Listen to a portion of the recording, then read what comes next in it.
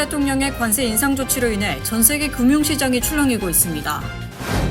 유럽연합이 미국발 관세 정책에 대응해 제로4 제로 합의안을 제시했습니다. 트럼프 행정부가 UCLA, 스탠포드 등 캘리포니아 내 유학생들의 비자 수십 건을 사전 통보 없이 일방적으로 취소하고 나섰습니다. 한인 경찰관이 도주하는 용의자를 추격하다 총격을 가해 사망케 하는 사건이 발생했습니다.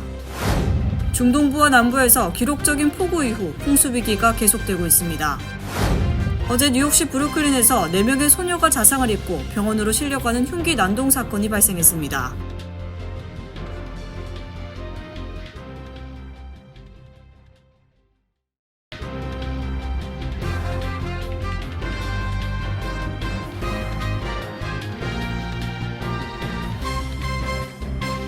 안녕하십니까. KBTV 뉴스 9 이천입니다. 도널드 트럼프 대통령의 관세 인상 조치로 인해 전 세계 금융시장이 출렁이고 있습니다. 트럼프발 관세 인상 조치가 증시 급락을 견인했습니다. 주윤우 기자가 전해드립니다. 오늘 오전 한때 다우지수 1200포인트 하락하며 미국 증시뿐 아니라 전 세계 증시가 폭락했습니다. 트럼프 대통령이 지난주 발표한 관세 인상 조치가 월요일에도 세계 증시에 큰 부담으로 작용한 것으로 S&P 500 지수는 2020년 3월 코로나 이후 최악의 주간을 기록했습니다. 다우존스 산업평균지수는 1200포인트 하락했고 나스닥 종합지수는 오전 한때 4% 급락했습니다. 또 홍콩 증시는 1997년 이후 최악의 하루로 13.2% 폭락을 기록했습니다. 미국산 원유 가격은 장중한 때 2021년 이후 처음으로 배럴당 60달러 아래로 떨어지기도 했습니다. 오늘 오전 트럼프 대통령은 자신의 소셜미디어 트루스 소셜을 통해 추가 관세로 보복하는 어떤 나라도 즉각 상당히 높은 관세에 직면하게 될 것이라는 경고에도 불구하고 어제 중국은 34%의 보복 관세를 발표했다. 이 조치를 4월 8일인 내일까지 처리하지 않으면 미국은 4월 9일 추가 50%의 관세를 중국에 부과할 것이라고 경고했습니다.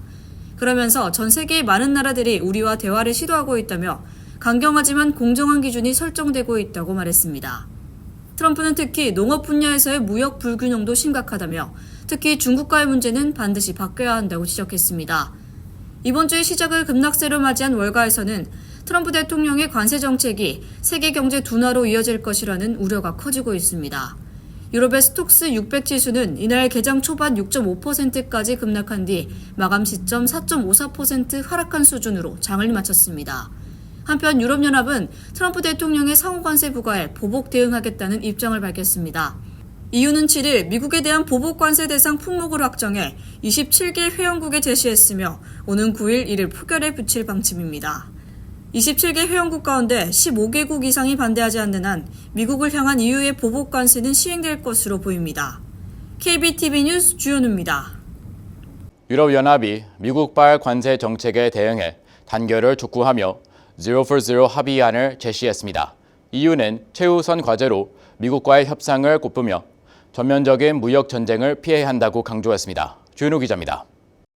유럽연합 소속 무역 담당 장관들은 오늘 미국발 관세 전쟁에 대해 논의하기 위해 룩셈부르크에 모였습니다. EU 무역 담당 장관들은 이번 사태의 최우선 과제로 미국과의 협상을 꼽았습니다. 우르줄라 폰데어 라이엔 유럽연합 진행위원장은 오늘 기자회견을 통해 우리는 다른 여러 무역 파트너들과 성공적으로 해왔던 것처럼 공산품에 대해 제로 대 제로 관세를 제한한다고 밝혔습니다. 유럽연합은 협상을 원한다고 말하면서도 여전히 트럼프 대통령이 앞서 철강과 알루미늄에 부과한 25%의 관세에 대한 보복 조치에 나설 것을 배제하지 않고 있습니다. 유럽연합은 협상에 실패할 경우 보복 관세를 부과하고 나선다는 계획인데요. 미국의 보복 관세로 맞붙을지에 대한 여부는 9일 수요일 EU 회원국들의 투표를 거쳐 결정합니다. 한편 법률원 스톡스 600 지수는 오늘 개장 직후 6% 하락했지만 폰데어 라이엔 위원장이 협상할 준비가 돼 있다고 발언하며 손실분을 상당량 되돌리는 모습을 보이며 종가 기준 2.6% 하락세로 마감했습니다. 정부 효율부를 이끄는 일론 머스크 역시 지난 주말 미국과 유럽이 제로 대 제로 관세로 나아가길 희망한다고 말한 바 있습니다. 머스크는 북미 유럽 간 자유무역지대를 형성하길 희망한다고 전했습니다. 미국과 EU가 협상에 돌입할지 아니면 이견을 좁히지 못하고 보복성 관세 맞대응 갈등이 이어질지 전 세계의 시선이 집중되고 있습니다. KBTV 뉴스 주현우입니다. 트럼프 행정부가 전국에서 학생 비자 300건 이상을 취소한 가운데 UCLA와 스탠포드 등 캘리포니아 내 여러 대학에 재학하고 있는 유학생들의 비자 수십 건을 사정 통보 없이 일방적으로 취소한 것으로 밝혀졌습니다. 일부 비자 취소는 친팔레스타인 시위 참여 학생들이지만 시위와 무관한 학생들도 무차별적으로 비자가 취소된 것으로 전해졌습니다. 전생 기자가 전해드립니다. 이번 조치는 전국적으로 동시다발적으로 진행된 대규모 비자 취소 사태의 일부로 보이며 각 대학에서 사전 통보 없이 시행됐다고 LA타임즈는 전했습니다. 이 같은 비자 취소는 이민세관 단속국이 운영하는 유학생 및 교환 방문자 관리 시스템의 기록을 통해 학교 측이 나중에 확인한 경우가 대부분입니다. 캘리포니아에서 현재까지 확인된 사례는 UCLA 9명, UC 버클리 6명, UC 샌디에고 5명, UC 데이비스 12명, 스탠포드 6명 등이며 신문은 이보다 더 있을 것으로 보인다고 전했습니다. UC 얼바인에서도 정확한 숫자는 파악되지 않았지만 비자 취소 사례가 있는 것으로 나타났다고 익명의 관계자가 전했습니다. 또 국경에서 입국이 거부돼 본국으로 추방된 UC 샌디에고 학생 사례도 있었습니다. 저번 주부터는 F1 비자 취소에 그치지 않고 미국 내에서 학생으로 신분을 유지하는 데 필요한 서비스 레코드를 중지시켜 학생 신분을 강제로 종료하는 조치를 하고 있다고 합니다. 음주운전 등 경범죄로 체포되어 지문을 찍은 기록이 있는 경우에는 검색에서 발견된 확률이 높습니다. 또한 학생 신분이 강제 종료되는 경우는 바로 다음 날부터 불법 체류가 시작될 수 있다고 합니다. 이번 비자 취소 조치에 대해 연방정부는 구체적인 설명을 내놓지 않고 있습니다. 다만 ICE 상단에는 학생 비자 사기 또는 불법 취업 사례를 알고 있다면 신고하라는 경고 문구가 게시돼 있습니다. UCLA 아담 투파일리는 절차적 정당성을 중요하게 생각한다며 이번 조치는 그 절차조차 없이 이루어진 것 같다고 비판했습니다. 유학생 신분인 트파일리는 미국인 학생들 사이에서도 이번 비자 취소 조치에 대한 우려가 확산되고 있다고 전했습니다. 많은 학생들이 이번 조치의 합법성에 의문을 제기하고 있다며 왜 이 같은 일이 벌어지고 있는지 정부가 설명하지 않는지 모두가 궁금해하고 있다고 밝혔습니다. KBTV 뉴스 전상입니다. 경력 2년차 한인 경찰관이 차량 검문 중 도주하는 용의자를 추적하다 총격을 가해 사망케 하는 사건이 발생했습니다. 경찰은 바디캠 영상을 공개하며 총격이 무력 사용 정책에 부합한다고 밝혔지만 숨진 용의자 측은 그가 경찰에게 총을 겨누는 장면은 영상 어디에도 없다며 정의를 주장했습니다. 이어서 전상 기자입니다. 커네티컷주 브리지포트에서 발생한 도주 용의자에 대한 경찰 총격 사건에 관한 수사가 진행 중이며 바디캠 영상과 사건 보고서가 공개됐다고 NBC 등 지역 매체가 보도했습니다. 보도에 따르면 이번 사건은 지난달 31일 오후 5시 50분쯤 브리지포트 이스트 메인 스트리트에서 발생했습니다. 한인 허모 경관은 동료와 함께 장례식장에서 조문객들 사이 집단 싸움이 발생했다는 신고를 받고 사건 현장으로 출동했으며 현장 목격자들은 검은색 쉐비 차량 탑승자가 총기를 소지하고 있다는 제보를 했습니다. 경찰이 조수석 문을 열고 수색을 위해 내려달라고 요청하는 순간 운전자는 술병을 든 채 현장에서 도주했습니다. 허 경관은 동료와 함께 차량을 쫓으며 테이저건을 사용했지만 운전자는 차에서 내려 술병을 떨어뜨리고 다시 도주했습니다. 공개된 바디캠 영상에서 경관들은 그에게 도주를 멈추라고 수차례 명령했지만 이에 응하지 않았고 오른손에 총처럼 보이는 물체를 꺼내들자 허 경관이 그에게 총격을 2번 가했습니다. 용의자는 구조대원에 의해 베스트 브리지포트 병원으로 긴급 이송됐지만 사망했습니다. 경찰은 그가 총격으로 쓰러진 곳에 하이포인트 컴팩트 9mm 권총을 발견했다고 전했습니다.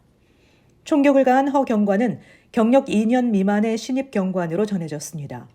브리지포트 경찰국의 로더릭 포터 국장은 2명의 경관 모두 행정휴직에 들어갔으며 사건에 대한 조사가 진행 중이라고 밝혔습니다. 포터 국장은 또한 공개된 바디캠 영상을 기반해 경찰의 총격이 부서의 무력 사용 정책에 부합한다고 밝혔습니다. 한편 숨진 용의자의 가족들은 정의를 요구하고 나섰습니다. 변호인인 나넬 크로슬랜드는 감찰관실의 보고서와 포터 국장의 무력 사용 정책 관련 발언에 동의하지 않는다고 밝혔습니다. 그는 용의자가 총기 소지 혐의로 기소될 상황이었다 하더라도 최소한 그의 목숨은 살렸어야 한다며 경찰이 총의 위협을 느꼈다고 하지만 그가 경찰에게 총을 겨누는 장면은 영상 어디에도 없다며 그렇기 때문에 경찰의 대응은 정당화될 수 없다고 주장하고 있습니다. KBTV 뉴스 전상입니다. 중동부와 남부에서 기록적인 폭우 이후 홍수 위기가 계속되고 있습니다. 이번 폭우로 지난 2일 이후 최소 18명이 사망한 것으로 집계됐습니다.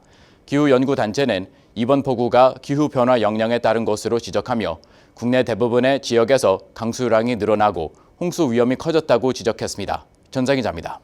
2일부터 중동부 지역에서 시작된 폭풍으로 현재까지 18명의 사망자가 보고됐습니다. 남부 텍사스주부터 북부 오하이오주까지 이르는 광범위한 지역에 전력과 가스 공급이 끊겼고 켄터키주는 주도 프랭크포트 도심이 완전히 침수됐습니다. 테네시주는 가장 큰 피해를 보았으며 10명의 사망자가 발생했습니다. 이 밖에 인디애나주, 미시시피주에서도 사망자가 발생했습니다. 국립기상청은 어제 플로리다와 알라바마, 루이지애나, 아칸소, 미시간주 등의 홍수 경보를 발령했습니다. 최근 이 지역의 기록적인 폭우는 잦아들었지만 주변 하천의 수위가 높아지면서 주민 거주 지역이 침수될 위기라는 것입니다. 켄터키 강의 수위는 이날 47피트까지 상승했습니다. 인근 도시인 켄터키 프랑크퍼트의 홍수 방벽은 51피트가 한계입니다. 프랭크퍼트시 당국은 주택과 상가를 보호하기 위해 모래주머니 방벽을 쌓고 전기와 수도를 차단했습니다. 테네시주의 소도시 리브스는 오비언강 범람으로 도시 전역이 물에 잠겼고 켄터키, 팔머스와 버틀러에서는 주민 대피령이 내려졌습니다. 이번 폭우로 지난 2일 이후 최소 18명이 사망한 것으로 집계됐습니다. 기상학자들은 이번 폭우가 기온 상승과 불안정한 대기 상태, 멕시코만에서 유입한 수증기가 결합한 결과라고 분석했습니다. 기후연구단체 클라이밋 센트럴은 기후변화로 인해 국내 대부분의 지역에서 강수량이 늘어나고 홍수 위험이 커졌다고 지적했습니다. 이번에 피해가 집중된 중서부와 오하이오강 일대가 이 같은 영향을 가장 크게 받는 지역으로 지목됐습니다. KBTV 뉴스 전상입니다. 어제 뉴욕시 브루클린에서 한 남성이 흉기를 휘둘러 4명의 소녀가 자상을 입고 병원으로 실려가는 흉기 난동 사건이 발생했습니다. 주윤우 기자가 전해드립니다. 어제 오전 뉴욕시 브루클린에서 피해자의 친척으로 파악된 40대 남성이 어린 소녀들에게 흉기를 휘둘러 경찰이 현장에 출동하는 사건이 발생했습니다. 뉴욕시경에 따르면 어제 오전 10시 15분경 흉기에 찔린 피해자 중 한 명인 11세 소녀가 방에 숨어 911에 전화를 걸어 삼촌이 자신과 형제자매들을 칼로 찔렀다고 신고했습니다. 신고 접수를 받은 경찰관들이 브루클린 84스트리트 주택가로 긴급 출동했고 당시 경찰관들은 주택 내부에서 비명소리가 나는 것을 듣고 즉시 강제로 문을 열고 주택 내부로 진입한 것으로 전해졌습니다. 경찰이 주택 내부로 진입했을 때 혈흔으로 얼룩진 대형 정육용 칼을 들고 서 있는 가해 남성을 마주했으며 주택 내부 바닥 역시 혈흔으로 흥건했습니다. 경찰은 남성을 향해 수차례 흉기를 내려놓으라고 명령했지만 그는 불응하고 경찰을 향해 다가왔던 것으로 전해집니다. 이에 두 경찰관이 방어 사격에 나섰고 총 7발을 쏘며 남성을 제압했습니다. 이번 흉기 난동으로 부상을 입은 소녀들은 각각 16세, 13세, 11세, 8세로 밝혀졌으며 모두 흉기에 베어 심각한 자상을 입은 채 인근 병원으로 긴급 이송됐습니다. 다행히 4명 모두 생명에는 지장이 없는 상태로 치료 후 회복 중에 있습니다. 현장에서는 정육용 칼뿐 아니라 부엌칼 등 2개의 흉기가 발견됐으며 용의자는 49세의 루안 창첸으로 밝혀졌습니다. 경찰의 방어 사격으로 총상을 입은 가해 남성은 현재 병원에서 치료를 받는 상태입니다. 해당 주택에는 총 4명의 여자아이와 1명의 남자아이가 있었는데 5번째 아이, 즉 남자아이가 사건 당시 집에 있다가 용의자가 공격을 시작하자 도움을 청하러 도망쳐 화를 피했다고 전했습니다. 경찰은 흉기를 휘두른 40대 남성이 아이들 중 일부의 아버지 또는 삼촌일 가능성이 높다고 전했습니다. 당시 모친은 집에 없었던 것으로 보이며 피해 소녀 중 1명은 베이비시터였을 수도 있다고 전했습니다. 수사당국은 정확한 사건 발생 원인 및 관계 파악에 집중하고 있습니다. KBTV 뉴스 주연우입니다. 지난 4일부로 윤석열 전 대통령이 즉시 대통령직을 잃게 됨에 따라 한국 정치권은 21대 대통령 선출을 위한 조기 대선 일정에 돌입했습니다. 한덕수 대통령 권한대행은 오는 14일까지 선거일을 확정해야 합니다. 대선일이 6월 3일로 정해질 경우 재외국민 투표는 5월 20일부터 25일까지 진행됩니다. 탄핵 선고 직후 21대 대통령 국외 부재자 재외선거인 등록이 시작됐으며 중앙선관위 홈페이지에서 신청할 수 있습니다. 한국에 주민등록이 돼 있는 사람 중 외국에서 투표를 하려는 경우 국외 부재자로 주민등록이 돼 있지 않은 국민은 재외선거인으로 신고해야 합니다. 재외선거 등록은 대선일 40일 전까지 실시되며 아직 선거일이 확정되지 않아 정확한 일정은 추후 발표될 예정입니다. 트럼프 행정부가 오젬픽 등 고가의 인기 비만 치료제를 메디케어나 메디케이드로 구입할 수 있도록 하는 제한을 시행하지 않기로 결정했다고 밝혔습니다. 이는 전 바이든 행정부의 추진을 무효화시킨 것입니다. 바이든 전 행정부에서는 비만 환자에 대한 체중 감량 약물 보장을 금지한 법률을 재해석해 비만이 현재 질병으로 널리 인정되고 있기 때문에 이 질병의 치료는 메디케어의 파트 D 처방약 혜택으로 보장돼야 한다고 주장했습니다. 위고비와 오젬픽은 체중 감량 효과가 커 기적의 약으로 불리우며 1주 단위 주사로 체중의 15에서 25%를 감량할 수 있는 약물입니다. 그러나 비용이 높아 위고비는 월 $1,300, 젯바운드는 $1,000에 달합니다. 연방법원이 뉴욕주의 공공보건자금 3억 6천만 달러 등 연방보건보조금을 삭감하기로 한 도널드 트럼프 행정부의 결정에 일시 중지 명령을 내렸습니다. 로드아일랜드 연방법원은 뉴욕, 뉴저지 등 23개 주 연합이 제기한 소송에 대해 트럼프 행정부가 연방보건보조금 120억 달러를 삭감하지 못하도록 14일 동안 집행정지 명령을 내린다고 밝혔습니다. 앞서 트럼프 행정부는 120억 달러가 넘는 연방보건보조금을 삭감하기로 결정했고 뉴욕주 검찰 등 23개 주 검찰연합은 이에 대항해 소송을 제기했습니다. 연방보건보조금이 삭감될 경우 뉴욕주의 공공보건자금 3억 6천만 달러가 줄어들 것으로 예상되며 캐시 호컬 뉴욕주지사는 이로 인해 뉴욕주의 정신건강과 약물치료, 전염병 추적 등에 큰 문제가 생길 것이라고 우려했습니다. 백신 회의론자로 취임 전부터 논란이 됐던 로버트 케네디 주니어 보건복지부 장관이 미국 내 홍역 확산에 백기를 들었습니다. 케네디 장관은 홍역 확산을 막을 수 있는 가장 효과적인 방법은 MMR 백신이라고 밝혔습니다. 그는 지난달 초 질병통제예방센터 팀이 홍역 확산 대응을 위해 텍사스 곳곳에 배치돼 MMR 백신 및 의약품 공급을 지원했다고 강조했습니다. 이를 통해 신규 확진 및 입원 사례가 줄었다는 것입니다. 그에 따르면 현재 미국에서는 22개 주에서 642건의 홍역 사례가 확인됐습니다. 이들 중 499건이 텍사스에 몰려 있습니다. 케네디 장관은 그레그 에벗 주지사와 협의하에 CDC 등을 통한 지원을 약속했습니다. 잠시 후 커뮤니티 브리핑을 전해드립니다.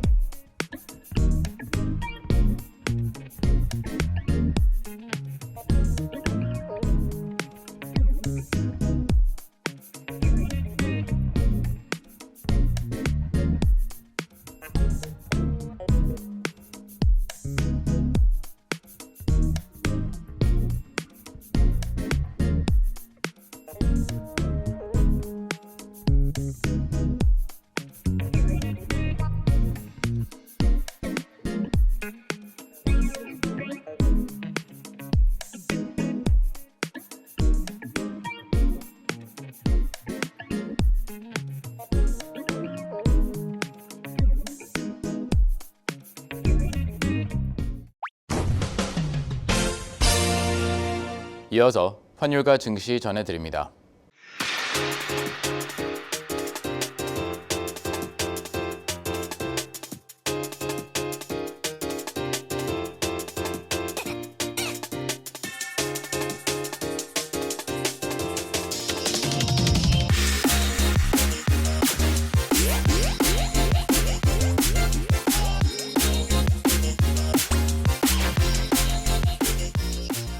잠시 후 뉴욕과 뉴저지 날씨 전해드립니다.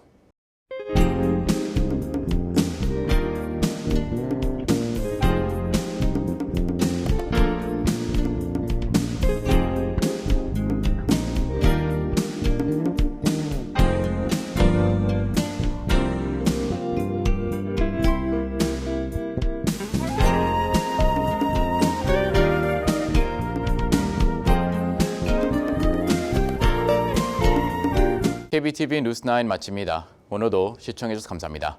편안한 밤 보내시 바랍니다.